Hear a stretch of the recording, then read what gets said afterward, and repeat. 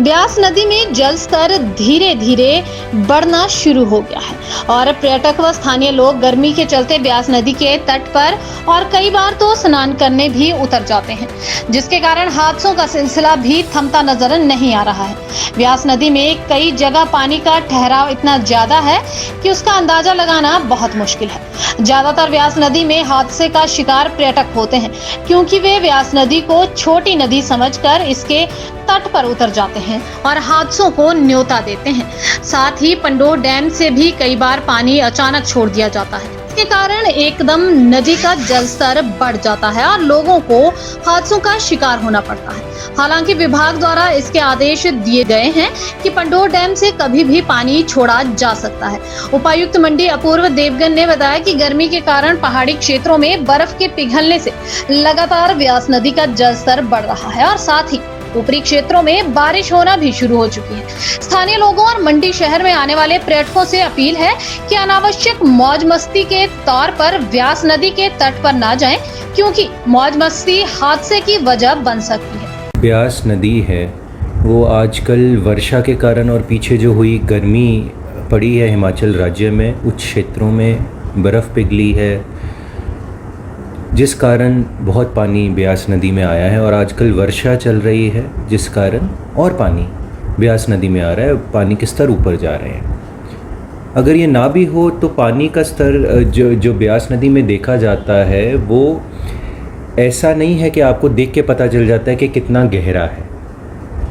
कोई जो उस इलाके में रहते होते हैं लोग, उन सबको पता होता है कि वहाँ पे किस स्पॉट में कितना गहरा पानी है, परंतु जो किसी ब्यास नदी के तट पे पहली बार कहीं पे जा रहे हों, बिल्कुल अंदाज़ा लगाना बहुत मुश्किल होता है कि नदी उस स्पॉट पे कितनी गहरी है। हाल ही में हादसे भी देखने आए हैं जहाँ पे टूरिस्ट कोई जो यहाँ घूमने आए वो वहाँ पे गाड़ी रोक के नदी के किनारे वे पानी के नज़दीक गए, किसी प्रकार वे पानी में गिरे और पानी के बहाव के कारण फिर वे डूब गए और मृत्यु भी हुई। ये पहले भी हादसे हुए हैं। समय समय पे हमने वार्निंग्स इशू की हैं, हम सोशल मीडिया के माध्यम से, प्रेस के माध्यम से बार बार हम इत्तला करते हैं कि नदी के पास ना जाएं।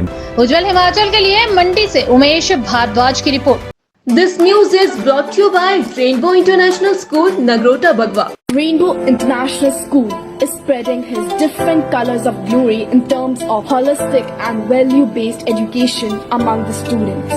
Dr. J.R. Kashyap, Director, Rainbow Group of Schools, Delhi and Himachal, has a wide vision in terms of education. School organizes many activities and competitions in terms of curricular and non-curricular areas for all-round development of students. School provides German language classes along with coaching of sports like cricket, gymnastics, table tennis, weightlifting, horse riding and many more. School has been accredited with Khelo India Residential Academy of Table Tennis and Weightlifting. HPCA has set up its cricket training center in school. School is providing all the facilities including sauna, ice bath, steam bath, jacuzzi, physiotherapy within the campus. Best results in grade 10 and 12. Many students have selected in different medical and engineering colleges. Also got placement in national and international level. School provides great platform for robotics through Atal Tinkering Lab.